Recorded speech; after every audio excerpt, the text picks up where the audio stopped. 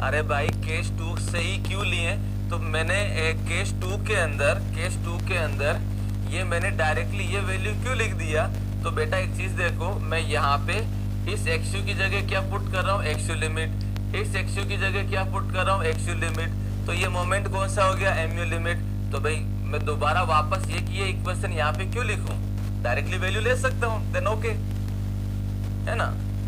अच्छा एग्जाम में भी ऐसे ही करना है, ऐसा नहीं है कि दोबारा तीसरे वाले केस में अगर एमयू लिमिट पूछा तो दोबारा फिर पूरा कर रहे हैं। You can write from the equation two where the X is equal to X limit तो the corresponding moment is MU is equal to MU limit and the value is this.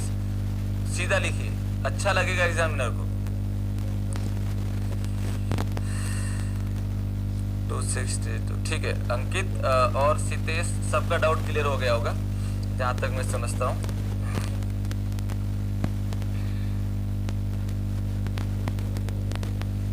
चलो अब हम बात कर लेते हैं नए वाले में ही, अलग से नहीं है। नाउ माय डियर फ्रेंड्स, हमारे पास में अगर हम बात करें दोस्तों तो हमारे पास में जो इक्वेशन है वो इक्वेशन क्या क्या है, इक्वेशन ही अभी लिखना मत, पहले समझ लेना। इक्वेशन मेरे पास में जो है वो क्या है, that is the equation X U is equal to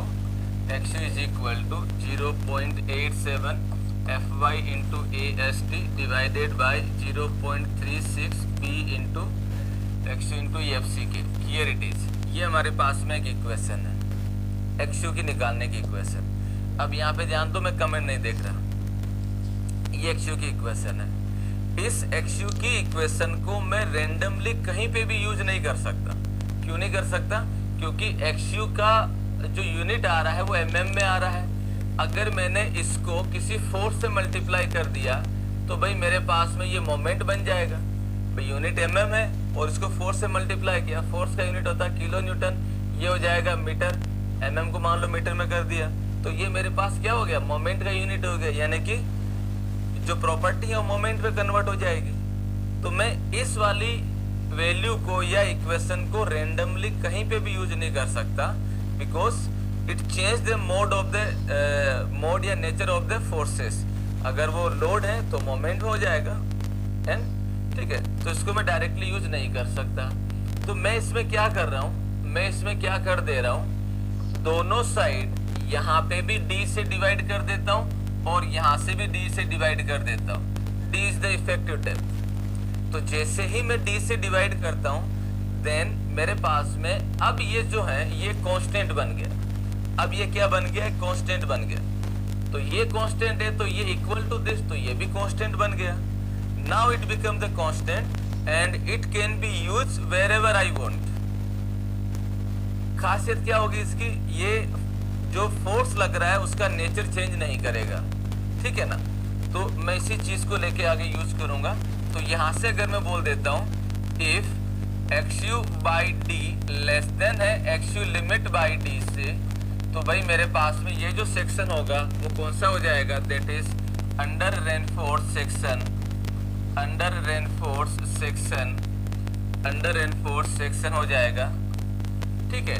दूसरा हो जाएगा मेरे पास if X U by D बराबर है X U limit by D से, तो सेक्शन जो हो जाएगा दोस्तों मेरे पास दैट इज द बैलेंस और लिमिटिंग सेक्शन, बैलेंस और limiting section, limiting section, limiting section. वहीं अगर इसका वैल्यू ज्यादा हो जाता है if X U by D is greater than x U limit by D, in that case that value is over reinforced section, over reinforced section, ये over reinforced section बन जाएगा। क्लियर है? नाउ अब मैं क्या कर रहा हूँ, चूंकि मेरे पास में ये स्टैंडर्ड रिजल्ट बन चुका है, सॉरी ये कांस्टेंट बन चुका है, तो मैं कुछ स्टैंडर्ड रिजल्ट डेराइव कर लेता हूँ और वो स्टैंडर्ड रिजल्ट एग्जाम में डायरेक्टली पूछे जाते हैं। आपको याद भी रखने और आप जहां जरूरत है उनको डायरेक्टली यूज कर सकते हैं, ठीक है ना। तो पहला अगर हम इसमें देखेंगे स्टैंडर्ड रिजल्ट 1, मैं इसको नेक्स्ट पेज पे ही ले लेता हूँ, आई थिंक दैट्स बेटर। तो मैं यहाँ पे क्या कर लेता हूँ, पहला हो जाएगा हमारे पास स्टैंडर्ड रिजल्ट 1।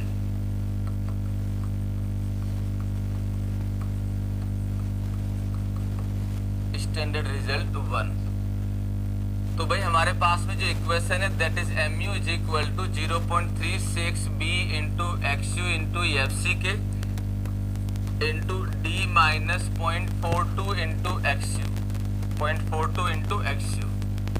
जब कभी भी हम स्टैंडर्ड रिजल्ट डेराइव करते हैं तो मैंने आपको WSM में भी बताया था, जब हमने रिक्वायर्ड डेप्थ का फॉर्मूला डेराइव किया था तब भी मैंने बताया था कि स्टैंडर्ड रिजल्ट जो होता है वो हमेशा बैलेंस सेक्शन के रिस्पेक्ट में निकाला जाता है। क्यों लिखते हैं बैलेंस के रिस्पेक्ट में? क्योंकि हम ये जानते हैं कि बैलेंस सेक्शन ही एक ऐसा सेक्शन है जो रेस्पेक्टिव मेथड के करस्पॉन्डिंग मटेरियल जो दिया गया है उसका मैक्सिमम यूज कर लिया गया है। रिपीट कर देता हूं, बैलेंस सेक्शन ही एक ऐसा सेक्शन है जो रेस्पेक्टिव मेथड के रेस्पेक्ट में जो मटेरियल दिया गया है उसको मैक्सिमम यूज कर लिया गया है, राइट। तो हम स्टैंडर्ड रिजल्ट जो निकाल रहे हैं वो निकाल रहे हैं फ्रॉम बैलेंस और limiting section, from limiting section, limiting section. तो लिमिटिंग सेक्शन में हम ये जानते हैं, क्या जानते हैं, XU की जगह XU लिमिट पुट कर सकते हैं और XU लिमिट क्या रहता है, that is the K into D. हाँ या ना, XU लिमिट क्या रहता है, that is the K into D. So my dear friends, जब इसमें वैल्यू पुट करूंगा मैं तो ये हो जाएगा 0.36 b। XU की जगह XU लिमिट और XU लिमिट की जगह मैं क्या पुट कर दे रहा हूँ, KD पुट कर दे रहा हूँ। तो this is the KD into FC K into FC K into FC के, this is the D minus 0.42 into, नहीं KD नहीं,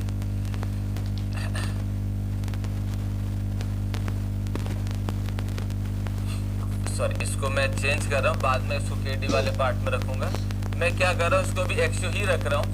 इस वाले से मैं D कॉमन ले लेता हूँ, इस वाले से मैं क्या कर रहा हूँ, D कॉमन ले लेता हूँ। ध्यान से देखिएगा, मैं इसमें से D कॉमन ले लेता हूँ, तो D कॉमन लूंगा तो ये हो जाएगा 1 minus 0.42 into XU by D। वो रिजल्ट हम नेक्स्ट इक्वेशन में ट्राई करेंगे, इसमें भी देख लेते हैं। मैंने XU को XU ही रखा, इसमें से D कॉमन ले लिया, इसमें से D कॉमन ले लिया, तो मेरे पास में इक्वेशन बन गई 1 minus 0.42 into XU by D। Clear है? नाउ अब मैं क्या कर रहा हूँ दोस्तों, इस वाले पार्ट को इस वाले पार्ट के अंदर चेंज कर देता हूँ। मैं इसमें क्या चेंज कर रहा हूँ, देखिए इसके अंदर मैं चेंज कर देता हूँ। XU लिखा हुआ है, इसमें मैंने क्या किया, D से डिवाइड किया और D से मल्टीप्लाई कर दिया। आप मुझे एक बात बताइए, इस इक्वेशन पे कोई फर्क पड़ रहा है क्या? D से डिवाइड किया और D से मल्टीप्लाई कर दिया, इसमें कोई फर्क पड़ रहा है क्या? ऊपर वाली इक्वेशन और इस वाली इक्वेशन में कोई भी चेंजेस है क्या, ये बताइए सबसे पहले।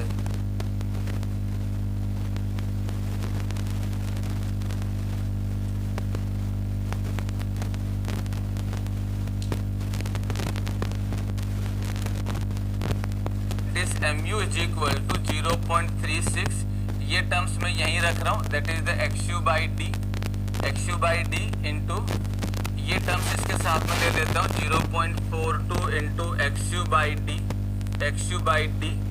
ओके, एंड बाकी क्या बचा, बाकी बचा मेरे पास में FC के, बाकी बचा FC के, और ये हो जाएगा B एंड D और D, ये हो जाएगा BD स्क्वायर। कोई डाउट हो तो बताओ, इसमें कोई डाउट हो तो बताइए। मैंने इस इक्वेशन में क्या करा, देखो ध्यान से, मैं क्या कर रहा हूँ, इस टर्म्स को मैंने यहाँ लिख दिया, इसको मैंने यहाँ लिख दिया, B को, XU बाई D को मैंने यहाँ लिख दिया, ये D और D यहाँ आ गया दोनों, FC के आ गया यहाँ पे, और ये टर्म्स आ गया यहाँ पे।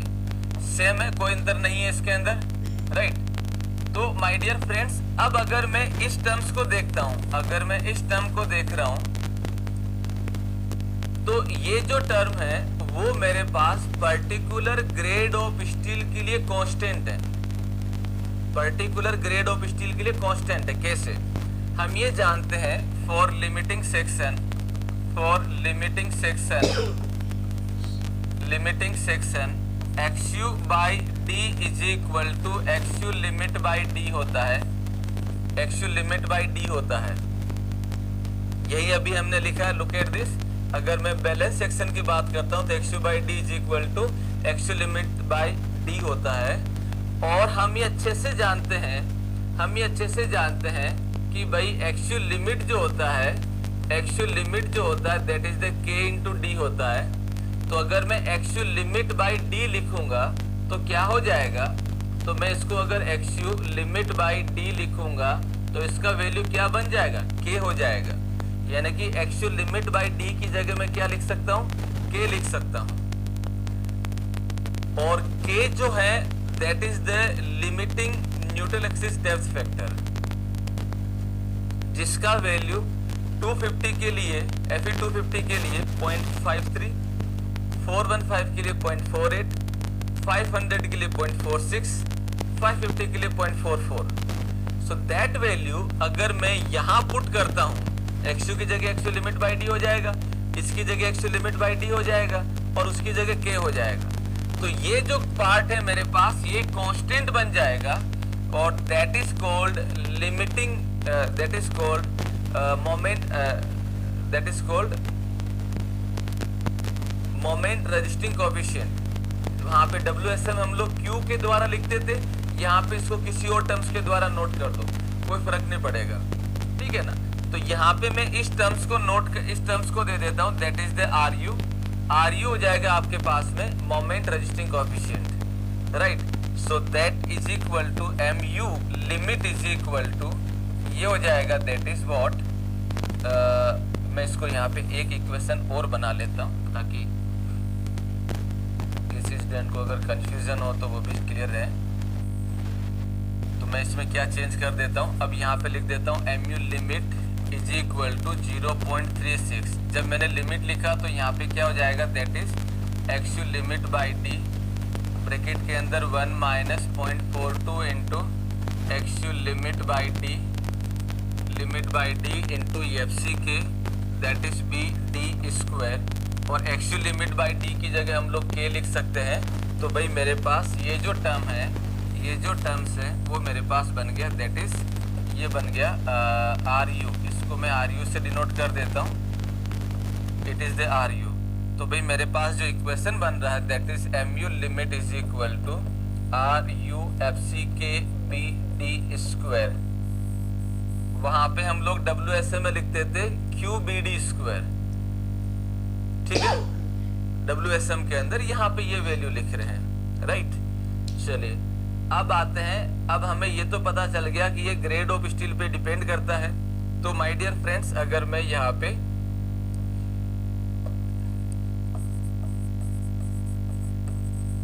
ये हो जाएगा that is the grade of steel, this is the grade of steel.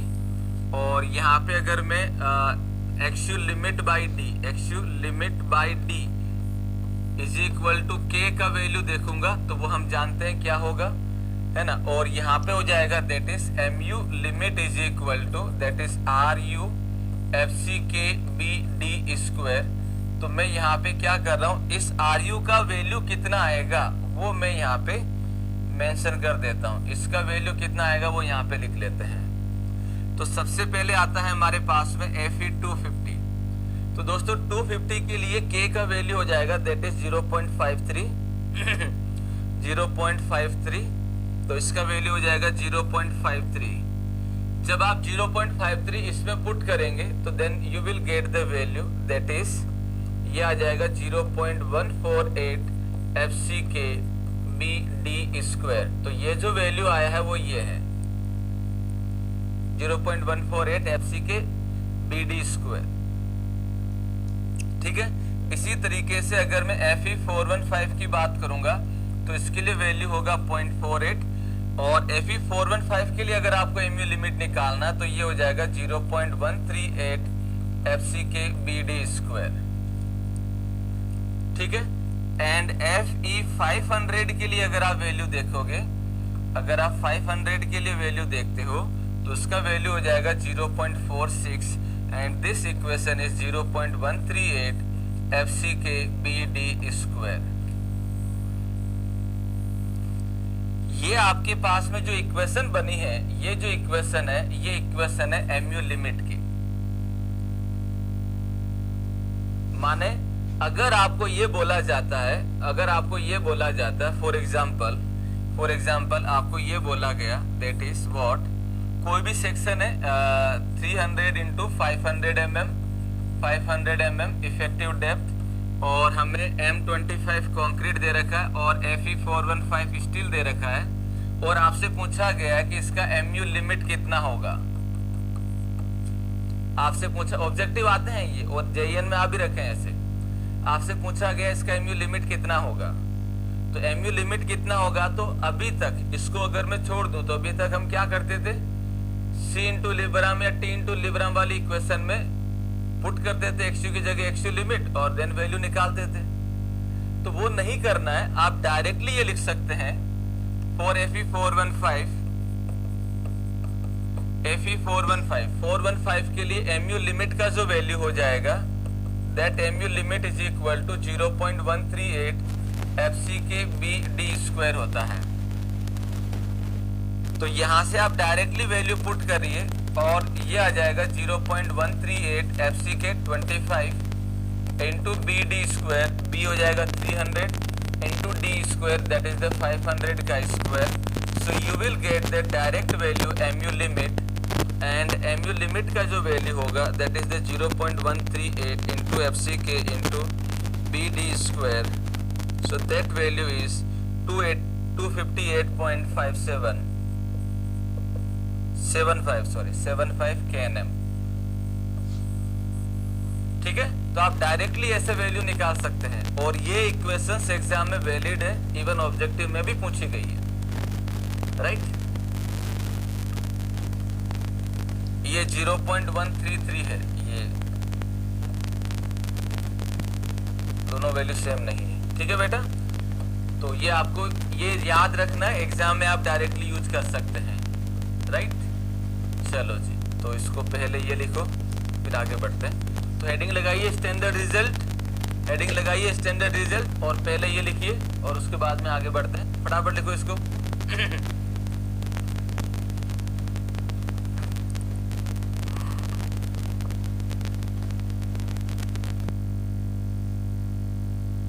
ये हमारे पास में स्टैंडर्ड रिजल्ट 1 था जिसको हम लोगों ने क्या डेराइव किया, ये 1 में हमने क्या डेराइव किया, लिमिटिंग मोमेंट।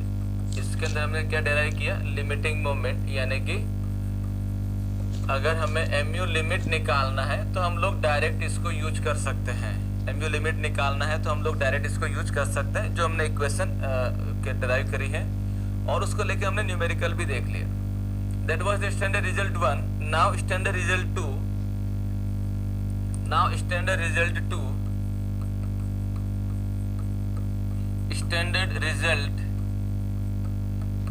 Standard result 2। तो स्टैंडर्ड रिजल्ट 2 की अगर हम बात करें तो दोस्तों हमारे पास में हम क्या निकालना चाहते हैं, हम निकालना चाहते हैं लिमिटिंग परसेंटेज ऑफ स्टील। हम निकालना चाहते हैं लिमिटिंग परसेंटेज ऑफ स्टील, यानी कि हम लोग कैलकुलेट करना चाहते हैं PT लिमिट। हम लोग कैलकुलेट करना चाहते हैं PT limit, that is the one. तो PT लिमिट अगर हम कैलकुलेट करना चाहते हैं तो हमारे पास अगर हम बात करें तो क्या होगा इसमें, C इक्वल टू T वाली जो इक्वेशन है उसको लेके हम बात कर लेते हैं। तो मैं यहाँ पे लिख देता हूँ that is T is equal to C, that is 0.87 FY into AST is equal to 0.36 B into XU into FCK। अब देखो मैं रीअरेंज कर रहा हूँ अपनी सहूलियत के करस्पॉन्डिंग। तो मुझे यहाँ पे PT निकालना है, तो PT होता है AST अपॉन BD, तो ये हो जाएगा AST, बाकी मैं इधर रख लेता हूँ, ये हो जाएगा 0.36, दिस इज 0.36। इस B को उठा के मैं यहाँ लिख देता हूँ, ये हो जाएगा B, ये लो जी यहाँ B लिख दिया। बाकी FCK को मैं पहले लिख देता हूँ, दिस इज FCK, और इस XU को लिख देता हूँ मैं इधर। मुझे जैसा रिक्वायरमेंट है वैसा पुट कर रहा हूँ। तो 0.36 ये रहा, B को उठा के मैंने इधर ले गया, XU ये रहा, FCK ये रहा। इसमें क्या बचा 0.87, इसको मैं नंबर के नीचे लिख देता हूँ, FY को मैं लिख देता हूँ इसके नीचे, और यहाँ कुछ होगा नहीं। ठीक है, मैं ये जानता हूं कि भाई परसेंटेज ऑफ स्टील जो होता है, that is percentage of steel जो दिया जाता है वो दिया जाएगा AST अपॉन BD इंटू 100। ये फॉर्म मुझे लेके आनी है, यही तो निकालना है मुझे। अगर मैं यहाँ लिमिटिंग कर दूंगा तो लिमिटिंग एरिया आ जाएगा, वरना यही रहता है। तो मुझे इस फॉर्म के अंदर इस वाली इक्वेशन को लेके आना है। नाउ क्या करें, इसको मैं यहाँ पे D से डिवाइड कर देता हूँ और यहाँ से भी D से डिवाइड कर देता हूँ। तो अब ये मेरे पास में जो बना है AST upon BD, now it become the percentage of steel. अगर मैं 100 से मल्टीप्लाई कर देता हूं तो ठीक है। सो यहाँ पे ये बन जाएगा मेरे पास, दैट इज PT। अभी मैं कुछ नहीं लिख रहा हूं, दिस इज द परसेंटेज। तो ये हो जाएगा मेरे पास, that is what, AST upon BD into 100, that is equal to 0.36.87। ये हो जाएगा FCK ओवर FY और ये हो जाएगा XU by D। Here it is into 100। ये मेरे पास में एक पार्ट बन गया। अब मैं ये जानता हूं लिमिटिंग सेक्शन के लिए, क्या जानता हूं मैं, लिमिटिंग सेक्शन के लिए मैं ये जानता हूं that is XU by D जो होता है, दैट ये बराबर होता है XU लिमिट बाई D के। तो जहां जहां XU लिखा है वहां पे XU लिमिट लिखा जा सकता है। तो ये हो जाएगा मेरे पास। नाउ व्हाट, अब देखो क्या होगा, ये हो जाएगा this is the PT limit. अब मैं लिमिट लिख रहा हूं यहाँ पे, तो लिमिटिंग परसेंटेज ऑफ स्टील हो जाएगा। तो यहाँ पे क्या बनेगा, ये बनेगा that is AST limit divided by BD into 100 is equal to इसको जब आप सोल्व करेंगे तो ये बन जाएगा 41 point, that value is 41.38। This value is 41.38 into FCK over FY into XU limit by D। Here it is. ये ESE के सब्जेक्टिव में 5 मार्क्स का डेरिवेशन आया था और हो सकता है आपसे ऑब्जेक्टिव में पूछ लिया जाए। ऑब्जेक्टिव में भी ये रिजल्ट पूछा जा सकता है।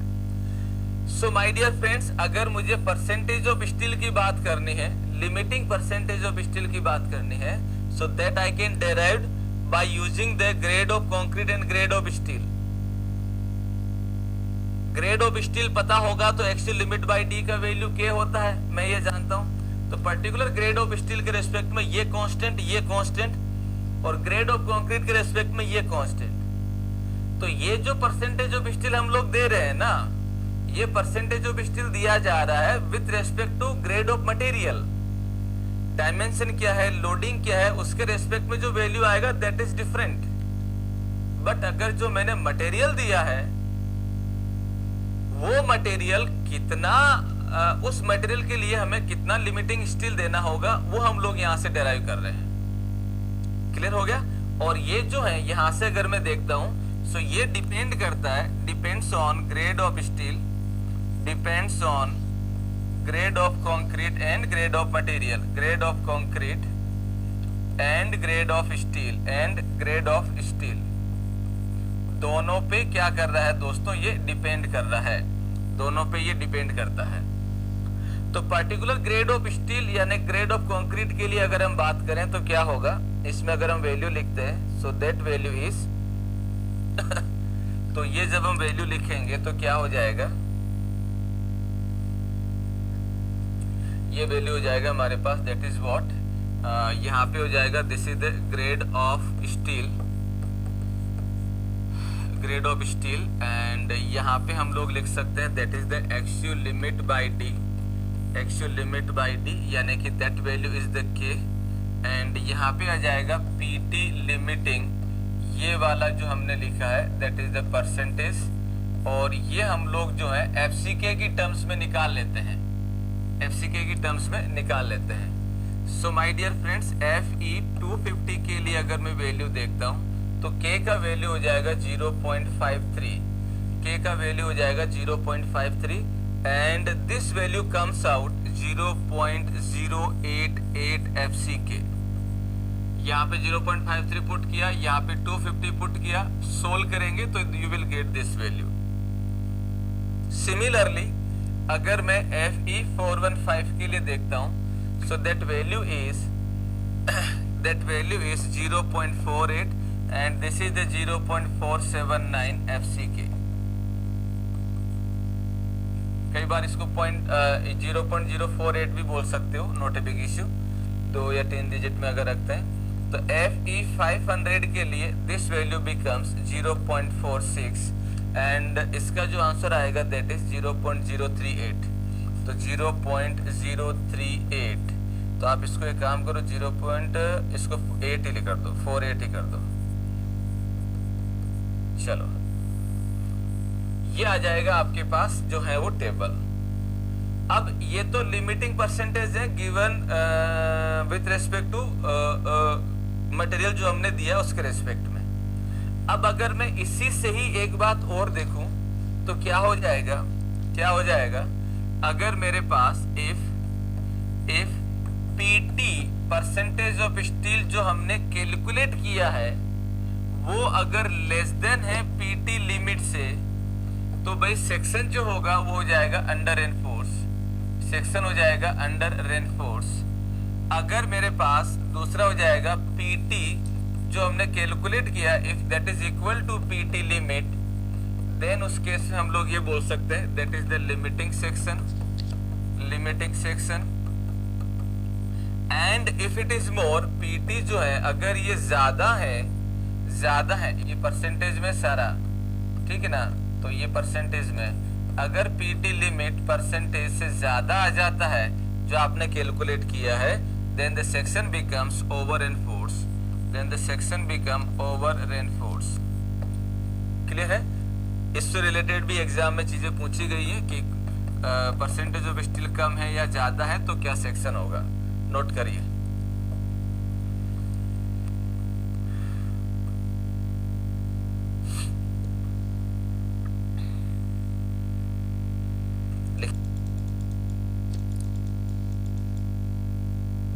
कौन सा वाला, ये वैल्यू 0.08 कैसे आया, तो इसके अंदर पुट कर दो। अगर मैं FE250 की बात करूंगा तो 250 में क्या होगा, दैट इज 41.38 इंटू FCK मैं एज इट इज रख रहा हूँ क्योंकि FCK की टर्म्स में निकला है।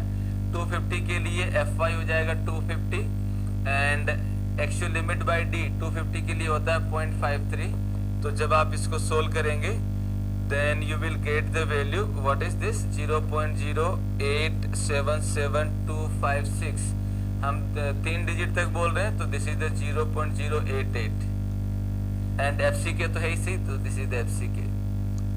नदीम, ठीक है बेटा?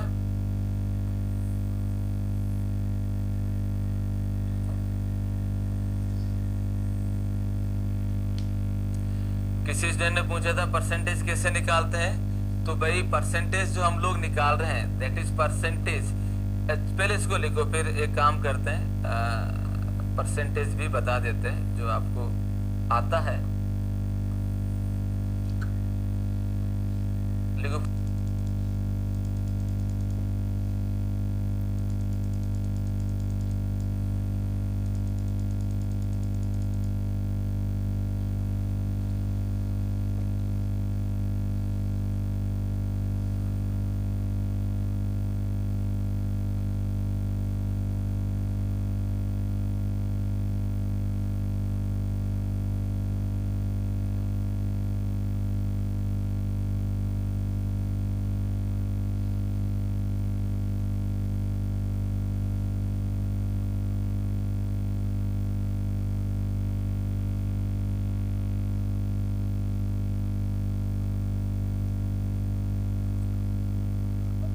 Sir, PT limit WSM cross section area पर डिपेंड करेगा, क्या कहना चाहते हो काजल?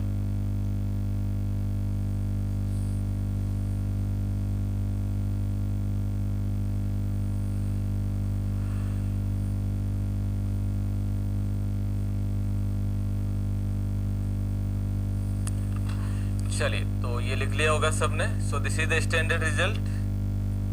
ओके, चलिए तो हियर इट इज, लिखो इसको फटाफट।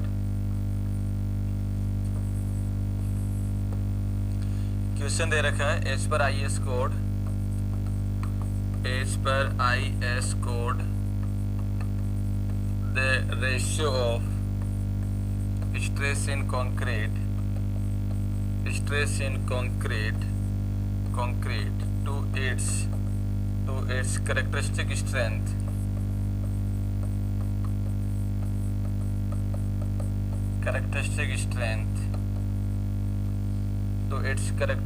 strength at collapse in flexure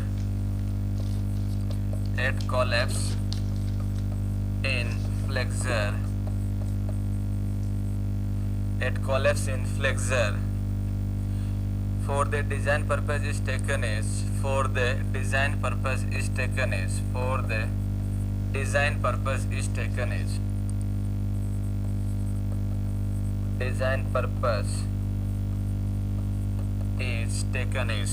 इसके 4 ऑप्शन दे रखे हैं, लेकिन मैं नहीं दे रहा हूं, आपको ओनली खुद से कैलकुलेट करना है।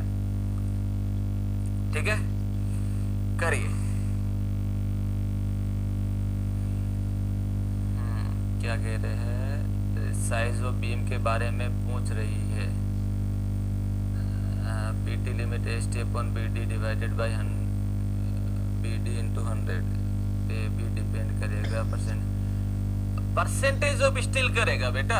ये जो वैल्यू हम लोग निकाले हैं ना, ये वैल्यू जो है वो क्रॉस सेक्शन पे डिपेंड करेगा, बट ये जो वैल्यू निकाला है वो ग्रेड ऑफ कंक्रीट और ग्रेड ऑफ स्टील पे डिपेंड कर रहा है।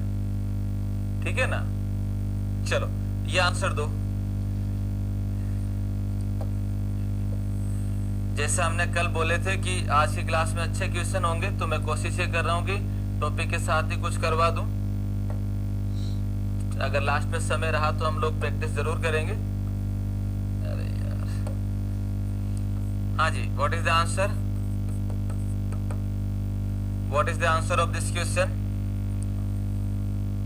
As per IS code, the ratio of stress in concrete to its characteristic strength at collapse in flexure for the design purpose is taken as, answer please.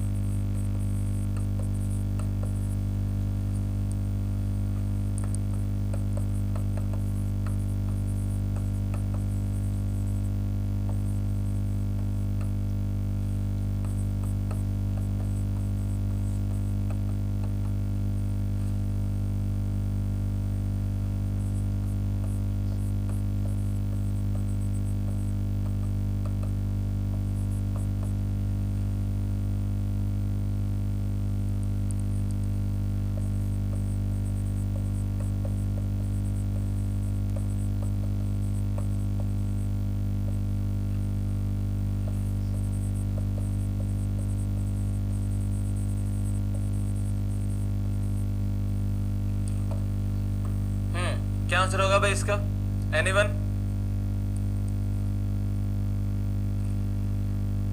मेरे question का answer नहीं दिए। अंकित, तुम्हारा question कौन सा रह गया बेटा?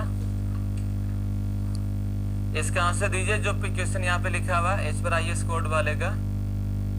अंकित, परसेंटेज अगेंस्ट, अच्छा हाँ परसेंटेज वाला बताते हैं, इसके बाद में बता देता हूँ परसेंटेज ऑफ स्टील क्या है। अंकित इसको करो पहले सोल्व, क्या होगा इसका आंसर? इसका आंसर बताइए क्या होगा?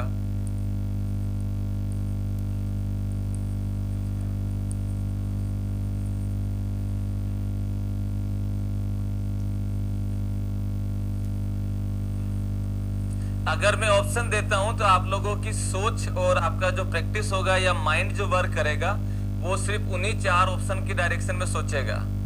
मैंने ऑप्शन इसलिए नहीं दिए हैं क्योंकि अभी आप जो है पूरा जितना अभी तक आपने सीखा है उसको पूरा ध्यान में लें। और एग्जाम में जिस तरीके से एसएससी जेई पैटर्न चेंज कर रहा है, पैटर्न माने क्वेश्चन का लेवल चेंज कर रहा है, तो एक ही बात को किधर से भी घुमा फिरा के पहुंच सकता है। So now answer please. That's why मैं ऑप्शन को रिमूव कर दिया हूं इस वाले के लिए। फटाफट बताओ, समय नहीं है बेटा जी।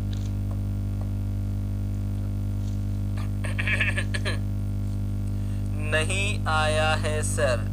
बेटा ट्राई करो, ट्राई करो। ऐसे क्वेश्चन ये अगर मैं भी सॉल्यूशन लिखूंगा आपको लगेगा यार ये तो पता है हमें। ट्राई करो, मेरा स्टूडेंट सरेंडर नहीं कर सकता।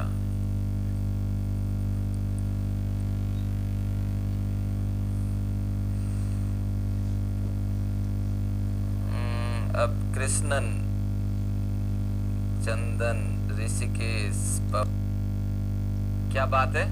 क्लास में जितने संदीप, राजन,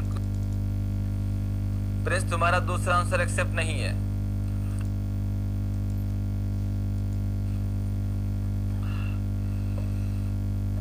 पहली बात बता दूं मैं तुम्हें, ये जो क्वेश्चन है वो क्वेश्चन पूछा गया है ESE 199 के अंदर।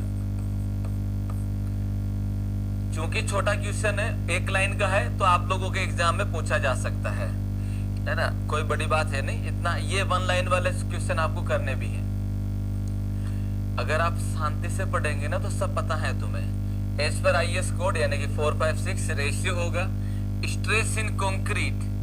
अब ये स्ट्रेस इन कंक्रीट के आगे कुछ नहीं बोला है, बेंडिंग है, कंप्रेशन है, शियर है, फ्लेक्सर है, एनीथिंग, तो कुछ भी हो सकता है। टू इट्स कैरेक्टरिस्टिक स्ट्रेंथ, तो कैरेक्टरिस्टिक स्ट्रेंथ तो मैं जानता हूं FCK होता है, लेकिन ऊपर वाले के बारे में अभी कुछ बोला नहीं है।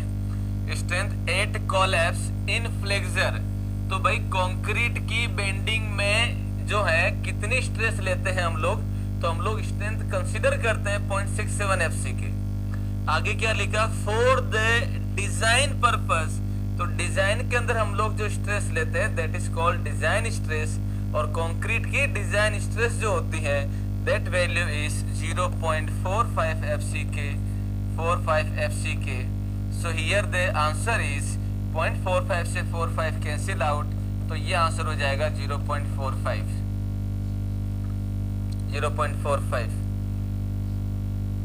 ठीक है, तो जिसका आंसर 0.45 है वो सही है, बाकी सबका गलत है, बाकी सबका गलत है।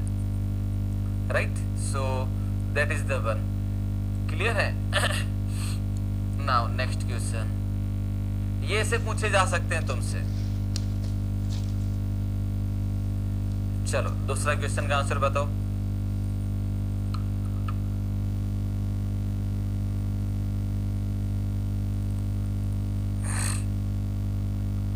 किसी का सही नहीं था ये आंसर, ये पहले क्वेश्चन का सॉल्यूशन। नाउ दूसरा क्वेश्चन,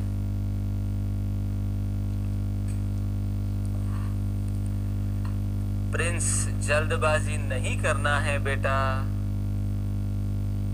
है पहले का वापस एक्सप्लेनेशन।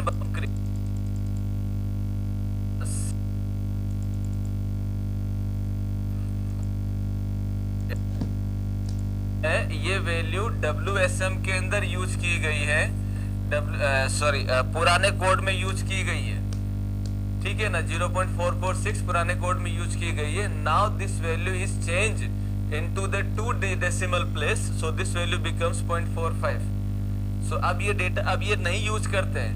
आप अगर पुरानी बुक्स को उठाओगे तो उसमें ये लिखा होगा, बट अभी नया जो एडिशंस बुक अगर आप लोगे तो इसमें 0.45 ही लिखा रहता है, ठीक है ना। सिमरन ए, दनिश ए, अर्जित ए, ऑप्शन ए, अंकित, शिव, गौतम। पढ़ो, मैं समझा के बताया हूं, अगर आप थोड़ा सा भी दिमाग लगाओगे ना तो आंसर वैसे दे दोगे।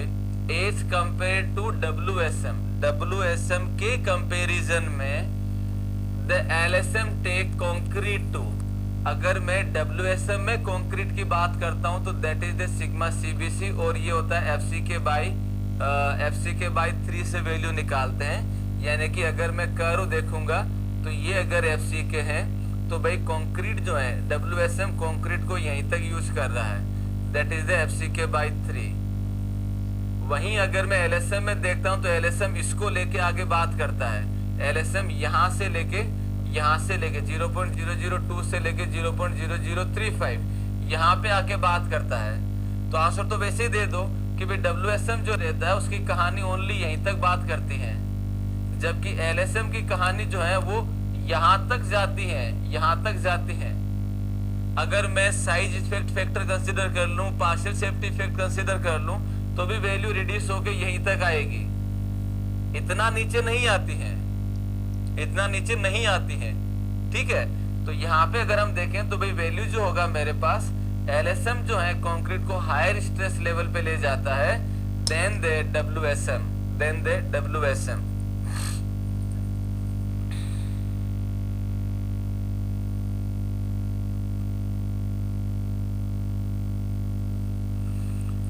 राइट। और अगर ऐसे भी ना समझ पा रहे हो तो मान लीजिए अगर आपको समझ में इससे भी ना बने तो भाई WSM और LSM के लिए कंक्रीट के अंदर जो वैल्यू हम लोग ले रहे हैं अलाउबल स्ट्रेस, उससे निकाल लो। अगर मैं WSM में देखता हूं तो अलाउबल स्ट्रेस क्या होगी, परमिसिबल स्ट्रेस। तो 25 के लिए परमिसिबल स्ट्रेस कितना होता है, 8.5 मेगापास्कल। तो WSM जो है M25 कंक्रीट को 8.5 मेगापास्कल तक यूज करता है, इससे तो यूज नहीं करता है। भाई WSM में कितने स्ट्रेस अलाउ कर रहे हैं, परमिसिबल कर रहे हैं। वहीं LSM के अंदर अगर मैं देखता हूं तो अलाउबल स्ट्रेस क्या होती है, डिजाइन स्ट्रेस के बराबर, और डिजाइन स्ट्रेस क्या है 0.45 FCK। तो 0.45 into 25, so that value is the 11.25 megapascal. ये देख लो। तो भाई यहाँ पे WSM कंक्रीट की इतनी स्ट्रेस अलाउ कर रहा है, जबकि LSM जो है इतनी स्ट्रेस अलाउ कर रहा है। इससे भी आप आंसर दे सकते हैं, ऐसे भी दे सकते हैं। ये क्या हो जाएगा, sigma CBC is equal to 0.33 FCK, और ये वैल्यू कितना है 0.45 FCK। ऐसे भी दे सकते हैं, कैसे भी आप देख लीजिए। So here we can conclude it. आप किसी भी, ये भी सिखा रखा है, ये भी आप कंपेयर कर सकते हैं, ये भी कर सकते हैं। तो it is up to you, कोई सा भी कर लो, सारे एक ही आंसर देंगे। तो WSM के रेस्पेक्ट में LSM जो होता है वो कंक्रीट को हायर स्ट्रेस लेवल पे ले जाता है, and there are 3 way to explain. Clear है? तो जिसका A ऑप्शन था वो सही है, बाकी सबके गलत है। ठीक है।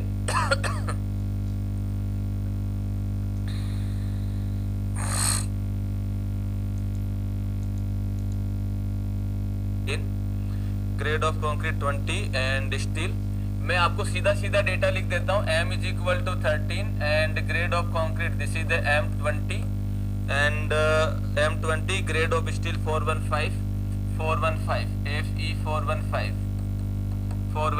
ये 3 डेटा आपको दे रखा है, और आगे क्या बोल रहा है, that is what is the ratio of balance depth of neutral axis, what is the ratio of balance depth of neutral axis, depth of neutral axis,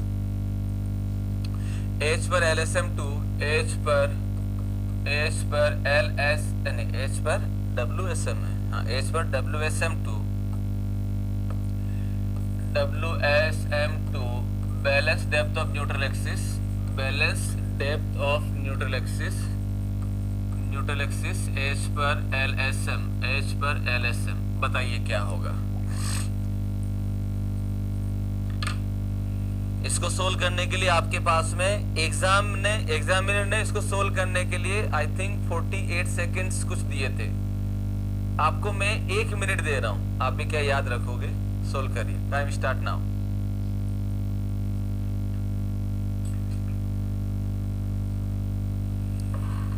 चलो जी,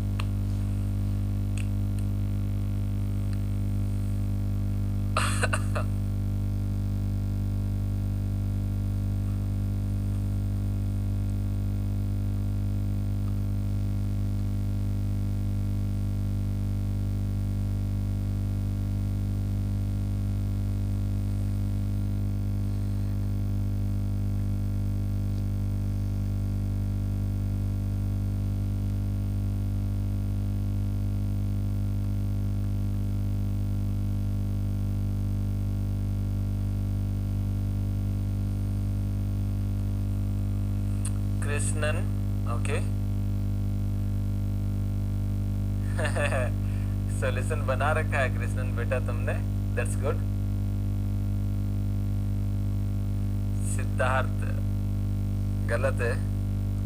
बताओ सिद्धार्थ, रेशियो का वैल्यू, सिद्धार्थ जो है समथिंग बटा समथिंग का वैल्यू mm में दे रहा है। बताओ रेशियो का यूनिट होता है यहाँ पे ये भी डेप्थ है और ये भी डेप्थ है, तो ऊपर और नीचे दोनों साइड में डेप्थ लिखा है, उसका रेशियो देखेंगे तो वो mm में आएगा। सुपर बेटा।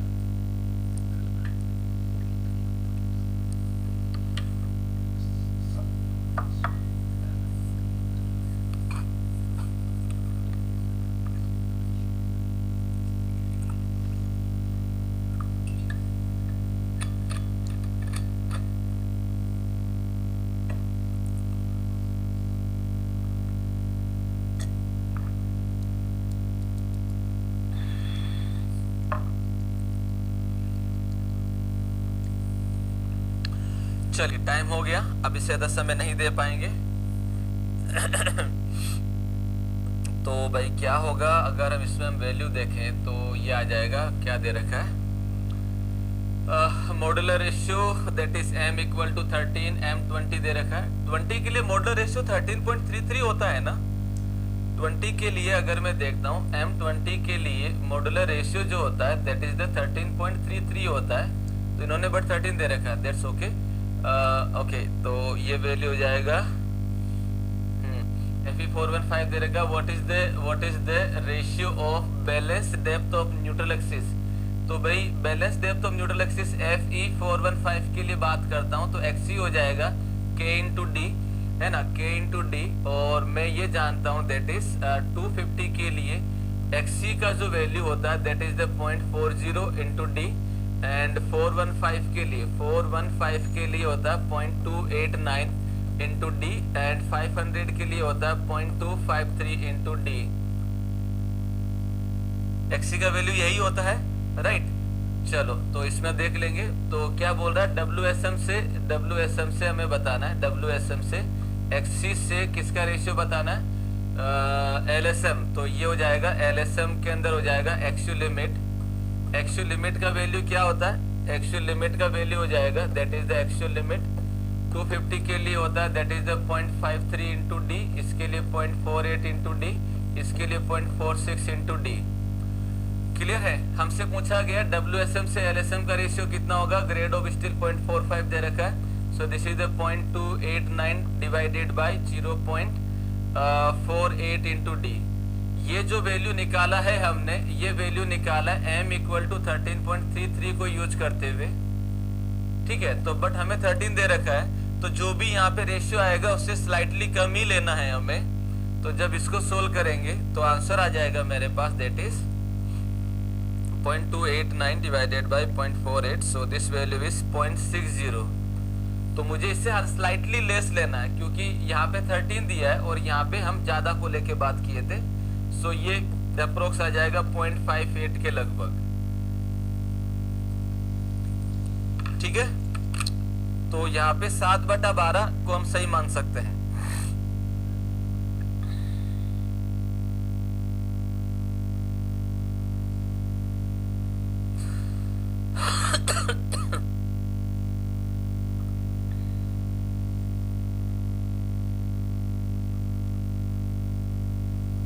चलो जी, सो आंसर, ये तो हमें डेटा याद है इसलिए हमने इसको साइड में लिखा, आप लिखना चाहो तो लिख सकते हो, सो नोट कर लीजिए।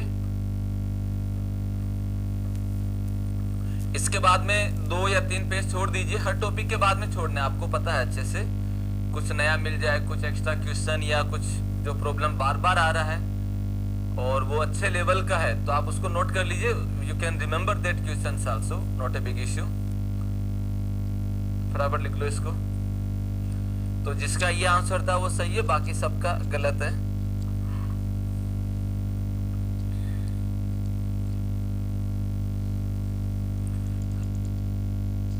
बात करते हो यार। 230 plus 13 into 7, so this value comes out 0.283।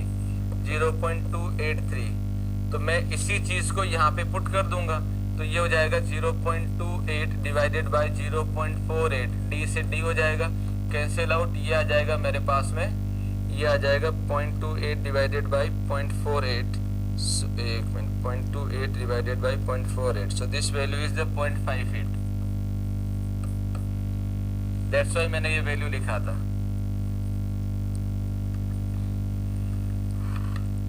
Slightly less consider क्यों किए, तो ये देख लो, जिसने भी ये पूछा स्लाइटली लेस क्यों लिए, एक्चुअल में जो इसका रेशियो आ रहा है 0.253 आ रहा है, जो मैं कोड में क्वेश्चन में जो वैल्यू दे रखा है उसको लेके, जबकि अगर मैं 13.33 लिखता हूं तो ये वैल्यू 0.289 आता है रियल में, बट 13 लिखूंगा तो वैल्यू कितना आ रहा है, 0.283 आ रहा है, और इसके रेस्पेक्ट में आंसर आ रहा है 0.58, तो दैट्स व्हाई आई टेक ये स्लाइटली लेस लिखा है।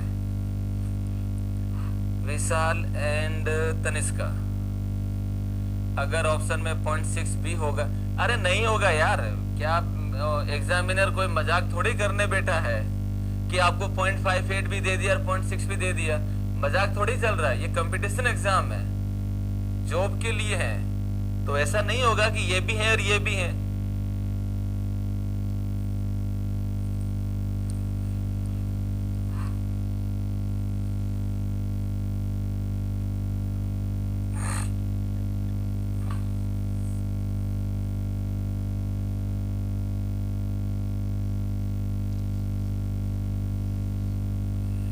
चलो जी, तो ये सॉल्यूशंस हो गए। Now will start the next topic, तो that is the next topic, what start कर लेते हैं। सो नेक्स्ट हो जाएगा doubly reinforce beam by LSM, reinforce beam by LSM limit state method. 2-3 page छोड़ दीजिए, और आप अच्छे से जानते हैं ये सिंगली वाला बड़ा इंपॉर्टेंट था, तो आपको ये पता होना चाहिए सारी चीजें। So now the next topic is doubly reinforce beam by LSM. चलिए,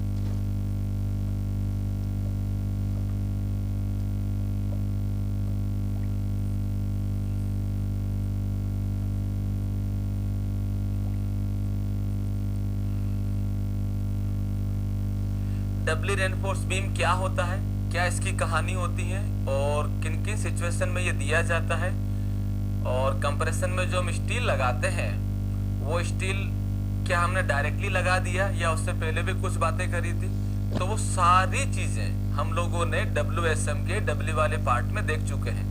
मतलब वहां पे हम लोग अच्छे से जान चुके हैं कि डबली होता क्या है, कब हम देते हैं कब नहीं देते हैं, क्या क्या सिचुएशन थी, तो सारी चीजें जो वहां लिखी गई है all are valid here, all are valid here, but analysis part वो WSM से था, यहाँ पे LSM से करेंगे और कोई चेंज नहीं है। तो मैं इसको रिवाइज कर देता हूँ, दोबारा लिखने की जरूरत नहीं है, ठीक है। डबली रेनफोर्स सेक्शन में हम लोग ये बोलते हैं कि हम ये जानते हैं दोस्तों कि हमारे पास में जो सेक्शन होता है, सिंगली वाला सेक्शन मैक्सिमम जो यूज किया जा सकता है वो मैक्सिमम यूज कर सकते हैं हम लोग लिमिटिंग यानी कि मोमेंट, लिमिटिंग यानी कि बैलेंस के रिस्पेक्ट में, लिमिटिंग यानी कि बैलेंस के रिस्पेक्ट में, ठीक है। और ये हो जाएगा मेरे पास में दिस इज द AST। तो जब मैं बैलेंस के रिस्पेक्ट में बात करूंगा तो ये मेरे पास में बन जाएगा लिमिट, इसके रिस्पेक्ट में जो मोमेंट होगा वो MU लिमिट होगा। तो सिंगली रेनफोर्स सेक्शन मैक्सिमम जो मोमेंट ले सकता है वो MU लिमिट ले सकता है, इसके रेस्पेक्ट में जो स्टील होगा वो ST लिमिट होगा, इससे ज्यादा सिंगली लोड नहीं ले सकता। मान लेते हैं इसका वैल्यू 100 यूनिट आ गया, लेकिन हमें बोला गया कि भी लोड की वजह से जो मोमेंट आ रहा है वो मोमेंट आ रहा है हमारे पास में दैट इज द 120 का, कुछ भी रैंडम डेटा ले सकते हैं, और ये 120 हमें इसी सेक्शन से देनी है, इसी सेक्शन से देनी है, ये 120 हमें इसी सेक्शन से देनी है, चेंज नहीं करना है। सामान्यतः बी को चेंज नहीं किया जाता, आप जितने भी सेक्शन अगर देखते हो तो उसमें ये रहता है कि बी को हम नहीं बदलते हैं।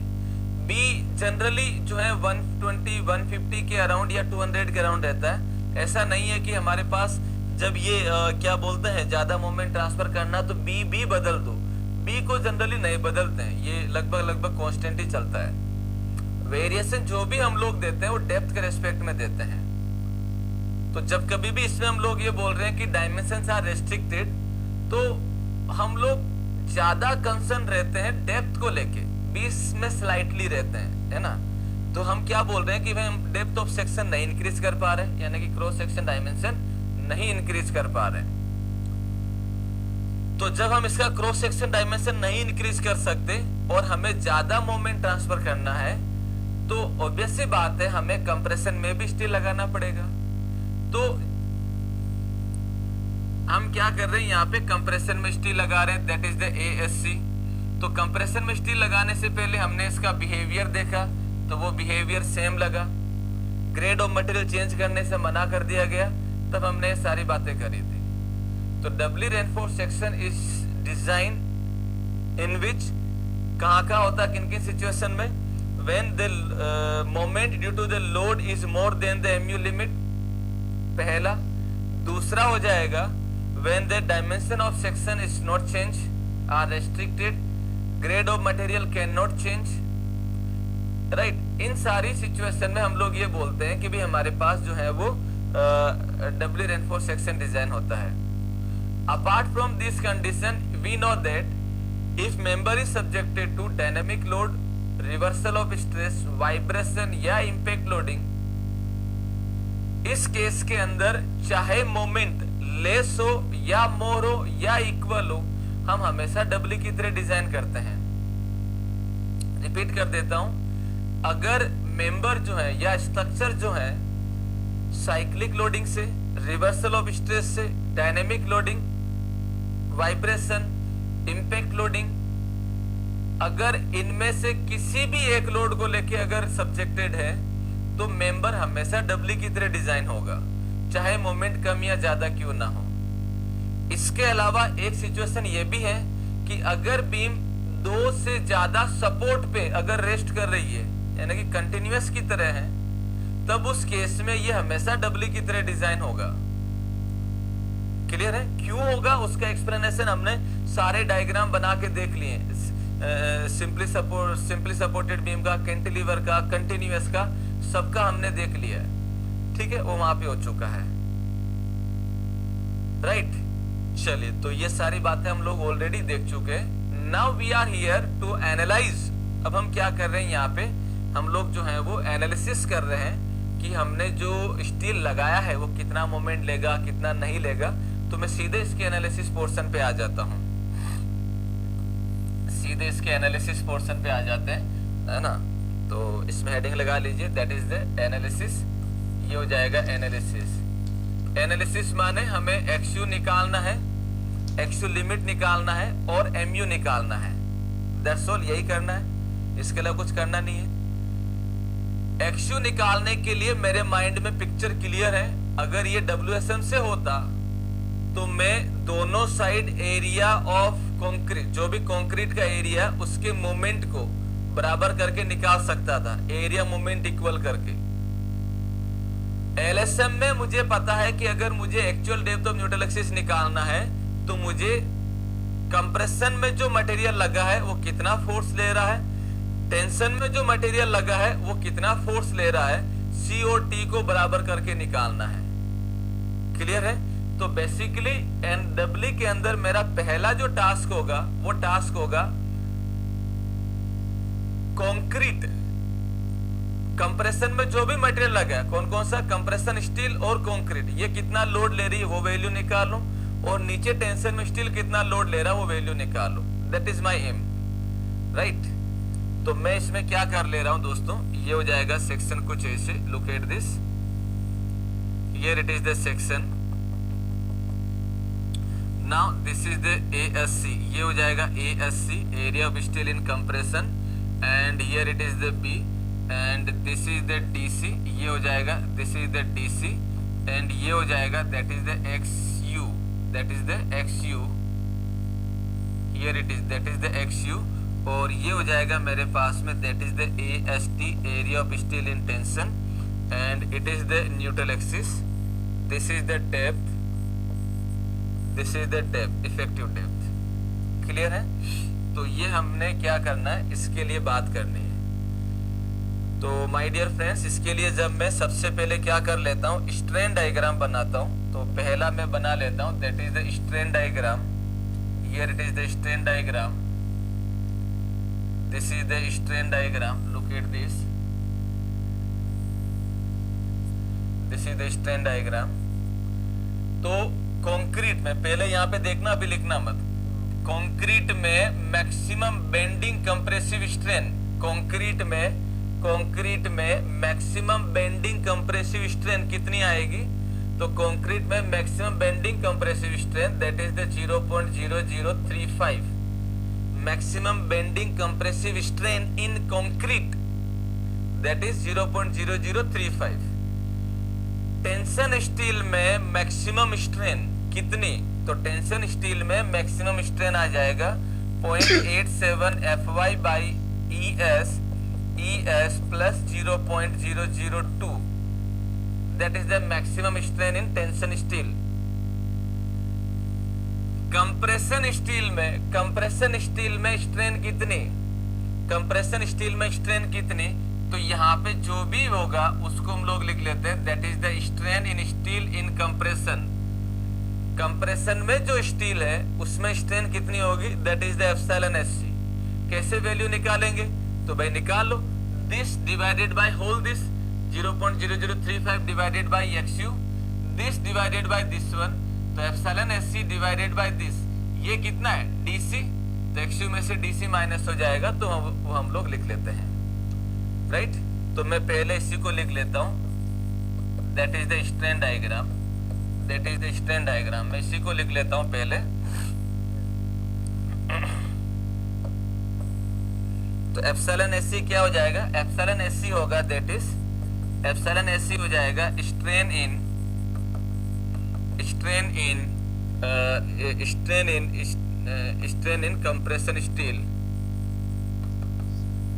Compression steel. और ये जो वैल्यू निकाला जाएगा वो कैसे निकालेंगे? So we know that here it is, this is the 0.0035, this is the epsilon SC and this is the DC and here it is the XU. So my dear friends, this comes out 0.0035 divided by XU is equal to epsilon SC divided by XU minus DC. So from here epsilon SC is equal to XU minus DC divided by XU into 0.0035। ये JEN में, gate में, EAC में, तीनों में ये result पूछा गया है। मोड कैसा भी कर लो, 1 माइनस DC बाई XU कर लो, फॉर्मेट कैसा भी बनाया जा सकता है, ठीक है। तो ये तो हो गया हमारे पास एप्सिलॉन SC के बारे में। चलो जी, ये तो एप्सिलॉन SC का हो गया। अब हम बना लेते हैं स्ट्रेस डायग्राम। चलो, ये स्ट्रेस डायग्राम हो जाएगा। Here it is the neutral axis, this is the neutral axis, so here it is, this is the one, and ये हो जाएगा कुछ ऐसे, और यहाँ पे हो जाएगा कुछ ऐसे। Here it is the stress diagram. अब अगर मैं यहाँ पे बोलता हूँ इस कंक्रीट में मैक्सिमम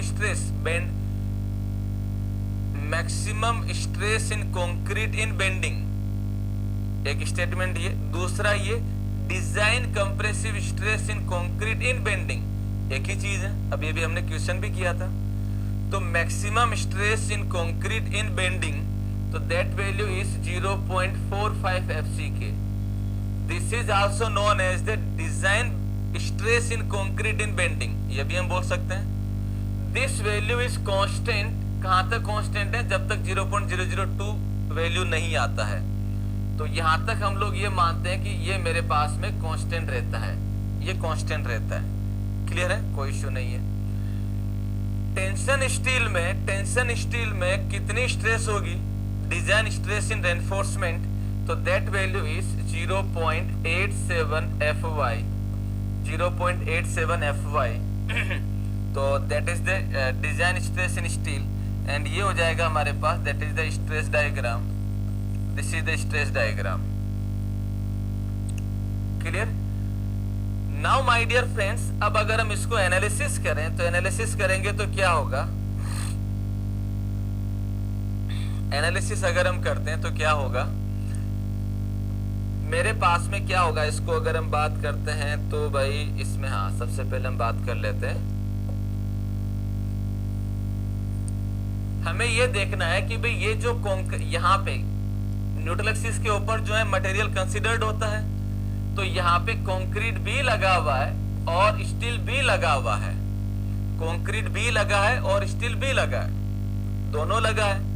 तो मैं यहाँ पे क्या करता हूँ, कंप्रेशन में जो फोर्स रजिस्ट हो रहा है दो अलग अलग तरीकों में निकाल लेता हूँ। पहला क्या बोलता हूँ, पहला हो जाएगा मेरे पास में that is the C1। C1 क्या होगा, C1 होगा जो कंक्रीट है वो कितना लोड ले रही अकेली, what is the force registered by the compression concrete assuming no compression steel, no compression steel.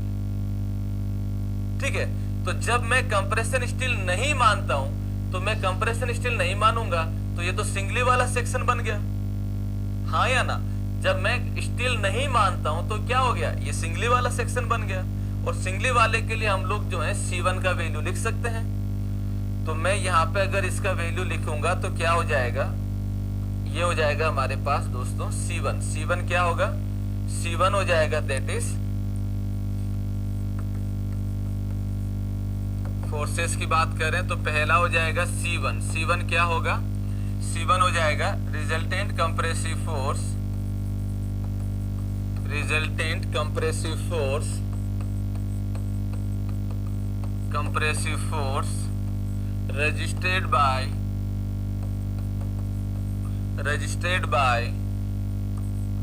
compression concrete, registered by compression concrete assuming no compression steel, assuming no compression steel, यानी कि ASC is equal to 0। तो जब मैंने ASC 0 मान लिया तो दोस्तों मेरे पास में C1 हो जाएगा that is 0.36 B into XU into FC K. इसकी जो लोकेशन होगी that Y1 is equal to 0.42 into XU, 0.42 into XU, यही होगा। इसकी जो लोकेशन दिया जाएगा that is this one only. और इसके लिए जो T1 होगा, T1 क्या हो जाएगा, जब हमने ऊपर की साइड दो अलग अलग फोर्सेस में डिवाइड कर रहे हैं तो नीचे वाले फोर्स को भी हम दो अलग अलग में कर देते हैं। तो T1 हो जाएगा हमारे पास that is the T1 is equal to 0.87 FY into AST1। लेबर आर्म 1 क्या हो जाएगा, लेबर आर्म 1 हो जाएगा D माइनस 0.42 इंटू XU। ये पहला पार्ट हो गया जिसके अंदर हम लोग बात कर रहे हैं जब हमने कंप्रेशन में स्टील नहीं माना है। So here I can show this is the C1 और यहाँ पे हो जाएगा this is the T1, this is the T1 और ये हो जाएगा दोस्तों मेरे पास that is the LA1, LA1। तो आप अच्छे से जानते हैं ये जो डिस्टेंस होगा दिस इज द Y1, ये क्या हो जाएगा this is the Y1। Singly वाला पार्ट माना है। अब हम बोल रहे हैं कि भाई ये जो स्टील है ये कितना लोड ले रही है, ये जो स्टील है वो कितना लोड ले रही है उसका वैल्यू हमें निकालना है, उसका वैल्यू हमें निकालना है। तो स्टील लगी कहां पे है, यहां पे। तो मेरे पास इस स्टील में स्ट्रेन कितनी आ रही है, इतनी आ रही है। स्ट्रेस कितनी आ रही है, तो स्ट्रेस आ जाएगी यहां पे, यहां पे। तो यहां पे मैं दो वैल्यू लिख रहा हूं, एक हो जाएगा stress in steel in compression, जो स्टील लगी है कंप्रेशन में उसमें स्ट्रेस कितनी है FSC। ये कंक्रीट की नहीं है, हम डायग्राम में ये